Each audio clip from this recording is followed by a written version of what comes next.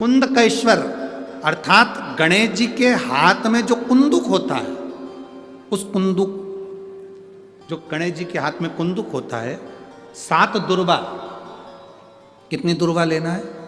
दूबा बोलते हो, दुर्बा बोलते हो, पंजाब में क्या बोलते हैं? दुर्बा ही बोलते हैं ना। तो 7 दुर्बा, उसके पीछे के हिस्से में लाल चंदन लगाना और गणेश जी को कुंदकेश्वर महादेव के नाम से समर्पित करना। जब दुर्वा चढ़े, उस पहले तो आप कुंदकेश्वर महादेव का नाम ले लेना। जब दुर्वा गणेश जी के पास में चढ़े, तब चंद्र गणेश का स्मरण कर लेना और अपने दिल की बात बाबा से प्रार्थना कर कर उस दुर्वा को चढ़ाओ।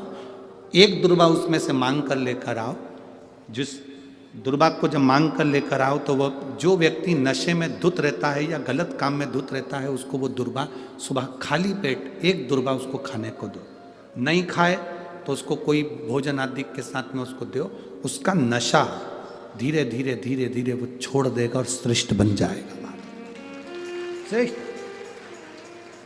कुंदकेश्वर महादेव या कुंदुक का प्रहार, कुंदुक 2-3 जगह पर काम करता है। कुंदुक का अगर आपने कभी स्मरण करा हो कुंदुक का, तो कभी, वैसे तो मेरे को लगता है कि आप लोगों ने गणेश जी के हाथ में कुंदुक देखा होगा। एक शस्त्र होता है जो एस जैसा बना होता है, जो गणेश जी के हाथ में पकड़े होते हैं। दर्शन किया है? तो वो कुंदुक कहलाता है। जो बहुत चिड़चिड़ा हो जाए, बहुत अपशब्द कहना, बहुत ताने देना, बहुत गाली देना, बहुत आड़ा टेढ़ा करना, जरा जरा सी बात में बिखर जाना, क्रोध आ जाना।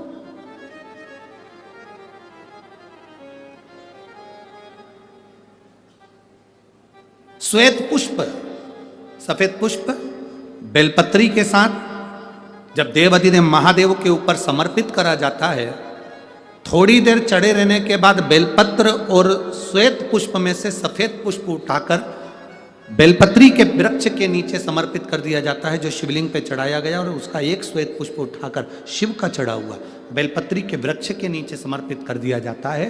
वहां की मिट्टी को उठाकर अपने घर के द्वार का स्पर्श करा दिया जाता है। तो क्रोध करने वाला व्यक्ति, चिड़चिड़ करने वाला व्यक्ति कुंदकेश्वर महादेव का नाम लेकर जब वो रज लगाई जाती है, मिट्टी लगाई जाती है, तो वो धीरे धीरे क्रोध करना बंद कर देता है। घर में पूरे शांति और आनंद की अनुभूति होने लगती है। ये कुंदकेश्वर है, ये साधारण नहीं है। कुंदकेश्वर माता पार्वती ने कुंदुक उठाकर प्रहार करा, और जैसे ही माता पार्वती ने कुंदुक उठाकर प्रहार करा, प्रहार करते से विदल उत्पल के ऊपर, प्रहार करते से विदल उत्पल के प्राण चले जाते हैं और वो कुंदुक भगवान शंकर के चरणों में जाकर गिर जाता है। जब शिवजी के चरणों में कुंदुक जाकर गिरा, तब शंकर भगवान के चरणों में माता पार्वती जी ने जाकर देखा तो उनके चरणों में चोट लगी हुई थी, क्षमा मांगी, चरणों में गिर गई मां। और शिवजी ने कहा, पार्वती तुम दुख ना मनाओ, तुम्हारे कुंदुक का मेरे चरणों में गिरना, मेरा नाम आज से कुंदकेश्वर होगा। पार्वती, मेरे चरणों में कुंदुक का प्रहार हुआ और मेरा नाम कुंदकेश्वर हुआ। आज के बाद मृत्यु लोक में रहने वाला व्यक्ति, उसके शरीर में अगर कोई रोग, कोई दुख व्यापेगा और वो मेरे कुंदकेश्वर की कथा को पूरी सुन लेगा या कुंदकेश्वर के नाम का उच्चारण कर लेगा, तो उसके दुख का, उसके शरीर के रोग का मैं निवारण कर दूंगा। वो कुंदकेश्वर महादेव है। बोल कुंदकेश्वर महादेव की। वो कुंदकेश्वर महादेव, कुंदुक का नाम रखकर कुंदकेश्वर। आपसे निवेदन, कभी आपको लगे कि दवाई औषधि काम नहीं कर रही, आप कुंदकेश्वर का नाम लीजिए। जैसे शिवजी पर 1 लोटा जल आपने, हमने समर्पित किया, और भगवान शंकर पर जब जल समर्पित कर कर हम उस जल का आचमन करते हैं, हम उस जल को पीते हैं, आचमन करते हैं, तब उस शिवलिंग का जो तेज पुंज है, भगवान शंकर के शिवलिंग में जो तेज पुंज होता है, क्योंकि शिवमहापुराण के अंतर्गत और लिंग पुराण के अंतर्गत, नर्मदा पुराण के अंतर्गत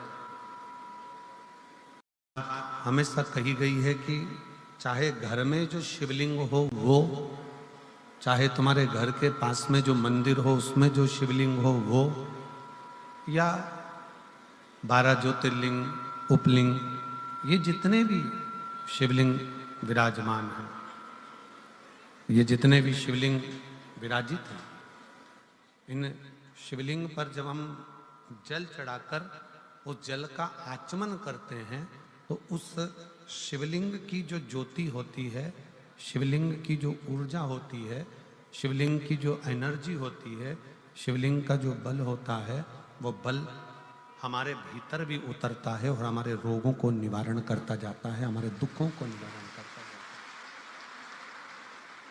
हमारे कष्टों का निवारण करता जाता है।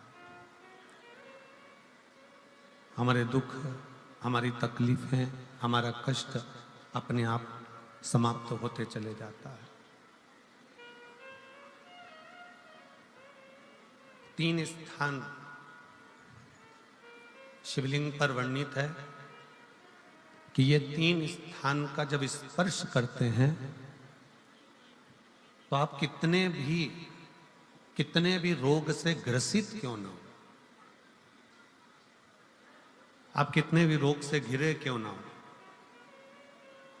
3 स्थान का स्पर्श करने से आपको एक अलग से ऊर्जा प्राप्त होती है और आपके शरीर में कितना भी कंपन हो रहा हो, कितनी भी कमजोरी हो रही हो, कितना भी दर्द हो रहा हो, कितना भी कष्ट हो रहा हो, 3 स्थान शिवालय में शिवलिंग के जगह पर बताए गए हैं। उन स्थानों का स्पर्श करने से शरीर में एक ऊर्जा आती है,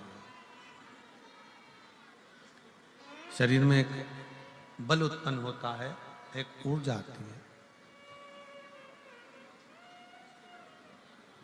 शरीर के अंतर्गत एक ऊर्जा का संचार होता रहता है।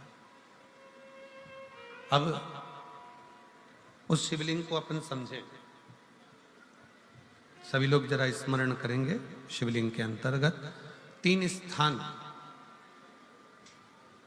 ऐसे बताए गए हैं जो हमारे को एक बल देते हैं, हमारे भीतर की एक ऊर्जा उत्पन्न करते हैं। हमारे अंदर कितनी भी कमजोरी होगी, अगर आपने वो 3 स्थान पर हाथ का स्पर्श कर कर पंचाक्षर मंत्र नमः शिवाय या षडाक्षर मंत्र ओम नमः शिवाय या श्री शिवाय नमस्तुभ्यम का स्मरण किया है तो वो स्थान का स्पर्श करते ही आपके अंदर एक ऊर्जा, एक एनर्जी, एक बल आपके अंतर्गत आता चले जाएगा, एक ऊर्जा आपके अंतर्गत आती चली जाएगी। 3 स्थान, पहला जो ये जलाधारी बनी हुई है, ये जो गोल जो भाग आता है, जलाधारी में जो भी गोल भाग है वो गोल भाग का हाथ से स्पर्श करना, अर्थात जो माता जी का हस्त कमल है पार्वती जी का, वो जो गोल जलाधारी है जिस पे शिवलिंग रखा हुआ है, वो गोल जला, ये जो चरण है जहां से पानी बहकर जाता है उस स्थान पर नहीं, जहां गोल भाग है उस गोल भाग पर अपने सीधे हाथ का स्पर्श करना और श्री शिवाय नमस्तुभ्यम का जाप या पंचाक्षर मंत्र या षडाक्षर मंत्र ओम नमः शिवाय का जाप करना, पहला। दूसरा स्थान, जहां से पानी बहकर जा रहा है उस स्थान का पानी जहां से बहकर नीचे गिरता है वो भाग पर अपने हाथ का स्पर्श, जहां से पानी बहकर नीचे गिरता है, जो जल आप चढ़ाते हो वो जल बहकर जो नीचे की ओर जाता है उसका स्पर्श, और पंचाक्षर या षडाक्षर या श्री शिवाय नमस्तुभ्यम मंत्र का जाप। फिर तीसरा स्थान बताया कि शिवलिंग में किसी भी स्थान पर अपनी हथेली का स्पर्श, केवल हथेली का स्पर्श, उसमें उंगलियों का स्पर्श नहीं, केवल हथेली का स्पर्श, और पंचाक्षर या षडाक्षर या श्री शिवाय नमस्तुभ्यम मंत्र का जाप। ये 3 स्थान ऐसे बताए हैं कि आपके शरीर में अगर बिल्कुल भी इतनी एनर्जी नहीं है कि आप 2 कदम चल सकते हैं, तो शंकर के मंदिर में, शिवालय में जाकर ये 3 स्थान का स्पर्श करिए। मंदिर से जब आप बाहर निकलेंगे तो खुद के बल पर निकलेंगे, कोई आपको उठाने के लिए जरूरत नहीं, आप स्वयं के बल पर निकल सकते हैं, स्वयं के बल पर आगे बढ़ सकते, स्वयं के बल पर अग्रणी हो सकते, स्वयं के बल पर आप आगे निकल सकते हैं। 3 स्थान है जहाँ व्यक्ति के जीवन के दुख, तकलीफ, रोग, कष्ट अपने आप नष्ट होते चले जाते हैं।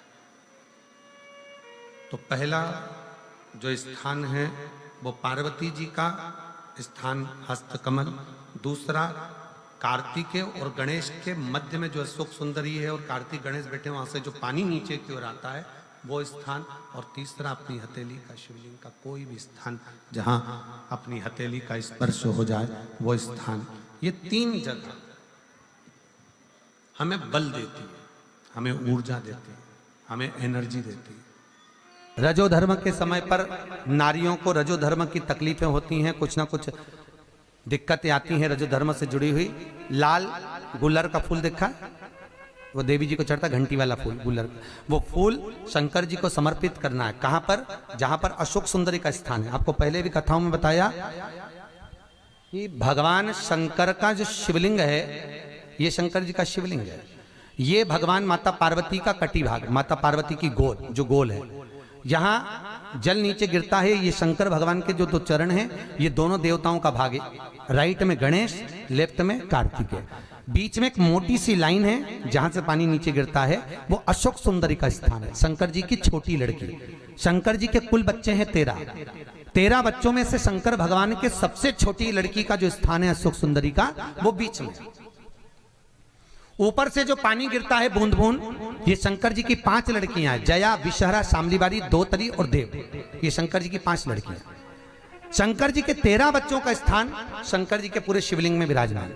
तो जो गुलर का फूल है वो अशोक सुंदरी की लाइन जहां से चालू होती है पार्वती जी के कटी भाग से, उस स्थान पर छुलाकर नारी को अगर रजो धर्म से जुड़ी हुई कोई भी बीमारी रहे, 5 या 7 दिन उस गुलर के फूल को खा लीजिए, रजो धर्म से जुड़ी हुई बीमारी एकदम ठीक हो जाती है। हमारा नारी केवल एक गुलर का फूल अशोक सुंदरी के स्थान पर उसको समर्पित कर कर खाना। अगर माता अशोक सुंदरी का,